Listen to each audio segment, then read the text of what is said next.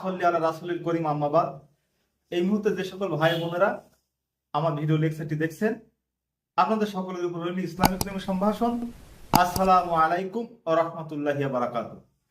আপনাদের সকলের উপরে শান্তি, রহমত এবং বরকত বর্ষিত হোক। আজকে আমার আলোচনার বিষয়বস্তু হলো সিগারেট খাওয়া কি মাকরুহ নাকি হারাম? কুরআন হাদিস কি বলে? আসুন আমরা আল কোরআন এবং সহিহ হাদিসের আলোকে বিষয়টি জানার চেষ্টা করি। সিগারেট খেলে কি ইবাদত কবুল হয়? আবু দাউদ শরীফ 3680 নম্বর হাদিসে রাসূল সাল্লাল্লাহু আলাইহি ওয়াসাল্লাম বলেছেন, নেশা উদ্রেককারী প্রতিটি বস্তু মদের অন্তর্ভুক্ত, আর নেশা সৃষ্টিকারী প্রতিটি বস্তু হারাম।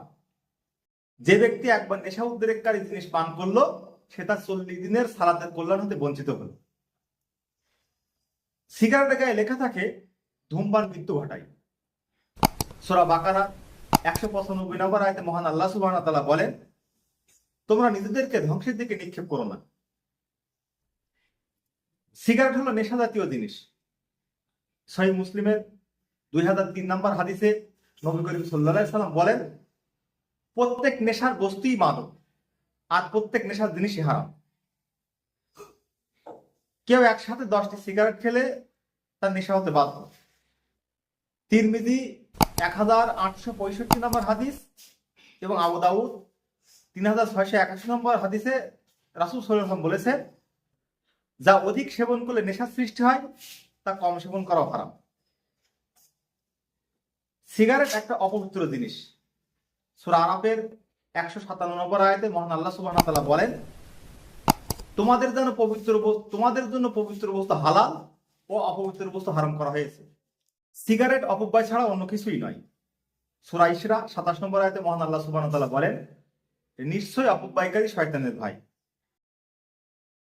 সিগারেটের ধোঁয়ায় মানুষ চরম কষ্ট পায়। বুখারী শরীফের হাদিস, নবী করিম সাল্লাল্লাহু আলাইহি ওয়াসাল্লাম বলেন, যে ব্যক্তি আখিরাতে বিশ্বাস রাখে সে যেন প্রতিবেশীকে কষ্ট না দেয়। সিগারেট পুষ্টিকর কিংবা ক্ষুধা নিবারণমূলক কিছুই নয়। সূরা গাশিয়ার 7 নম্বর আয়াতে জাহান্নামীদের খাবার প্রসঙ্গে মহান আল্লাহ সুবহানাহু ওয়া তাআলা বলেন, এরা তাদের পুষ্টিও যোগাবে না, ক্ষুধাও নিবারণ করবে না। এবার আপনি সিদ্ধান্ত নিন, সিগারেট খাওয়া কি মাকরুহ নাকি হারাম? আপনি ধূমপান করবেন নাকি ছাড়বেন? আস্তাগফিরুল্লাহ। মহান আল্লাহ সুবহানাহু ওয়া তাআলা আমাদেরকে এই সর্বনাশা নেশা থেকে দূরে রাখুন। আমিন।